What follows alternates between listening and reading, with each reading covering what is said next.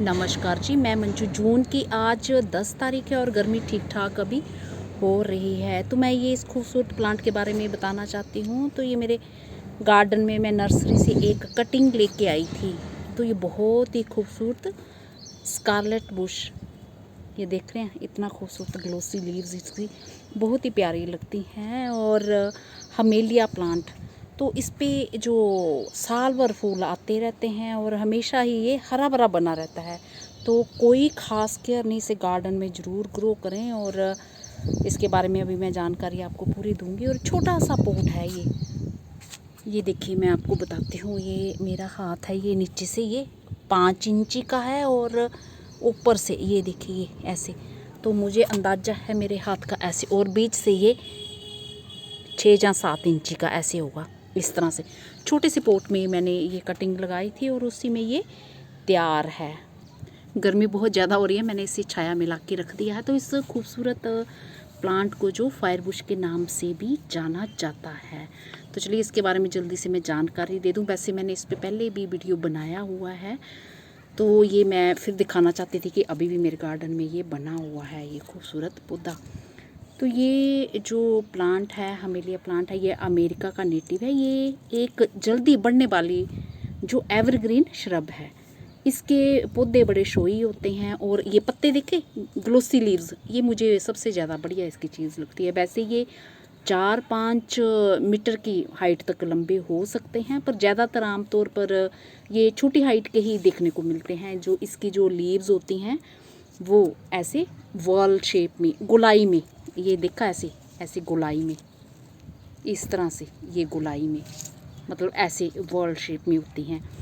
और इनके जो पत्तों का कलर आप या जैसे ये देख रहे हैं ग्रीन कलर, और बीच में ये ऐसे रेड आ रहा है, और ये रेड कलर की इसकी ये वेन्स होती हैं। इस तरह से ये बहुत ही खूबसूरत देखने में लगती हैं। और इसके जो फूल होते हैं वो ऑरेंज और रेड कलर के होते हैं, जो कि पूरा साल भर, मैंने बताया ना आपको, खिलते ही रहते हैं। बस ये है कि टाइम टाइम पर इसकी प्रूनिंग, गांठ छांट, जो जैसे फूल पुराने हो जाते हैं तो वो करते रहना चाहिए। और विंटर के टाइम भी ये खिलते हैं, ऐसा नहीं कि अभी गर्मियों पर। तो ये लंबे टाइम से मेरे गार्डन में खिल रहे हैं और मैंने कई सारे वीडियोस में मैंने ये दिखाए भी हुए हैं। और किसी ने मुझे, मेरी फ्रेंड ने, दोस्त ने पूछा भी था कि ये किस चीज़ का प्लांट है, तो मैंने बताया भी था। तो लंबे टाइम तक ये फूल इसके बने रहते हैं और फूल ख़त्म होने के बाद ये राउंड शेप में ये बेरीज इसकी बनती हैं और इनमें सीड भी होता है। तो सीड से भी ये ग्रो हो जाते हैं और कटिंग से तो इसलिए ग्रो हो ही जाते हैं। हवा बड़ी तेज़ चल रही है, लू, तो प्रोपगेशन जैसे कि मैंने बताया, सीड और कटिंग दोनों से ये लग जाते हैं। और मॉनसून में आप कटिंग से लगाएं। और कटिंग जब मैंने इसकी लगाई थी तो कटिंग तैयार होने के 2.5 महीने बाद इसमें फूल आना स्टार्ट हो गए थे और लगातार आते रहे। तो जैसे मैंने छोटे पोट में बताया ना, तो जैसे कई सारे वीडियोस में मैं आपको बताती हूँ कि एक गमले में आप खूब सारे प्लांट लगा सकते हैं। तो इसमें छोटे गमले में आप लगा रहे हैं तो एक ही पौधा लगाएं। अगर बहुत बड़ा साइज़ का गमला है तो फिर जैसे टर्टल वाइन वगैरह होती है मिट्टी में, वो आप डाल सकते हैं। वैसे आप एक ही ये पौधा लगाएं तो बहुत ही खूबसूरती से ये चलता है। 10 इंच के पोट में भी एक ही लगाएं, उसमें हाँ टर्टल वाइन वगैरह लगा सकते हैं, क्योंकि वो ज़्यादा मिट्टी में से, जैसे उनकी जड़ें बहुत गहरे से नहीं जाती हैं, ऊपर ऊपर ही रहती हैं। तो उस तरीके के प्लांट्स इनमें 2 तरह के लगा सकते हैं। इसे धूप कैसी चाहिए, प्रोपगेशन का भी मैंने इसका बता दिया।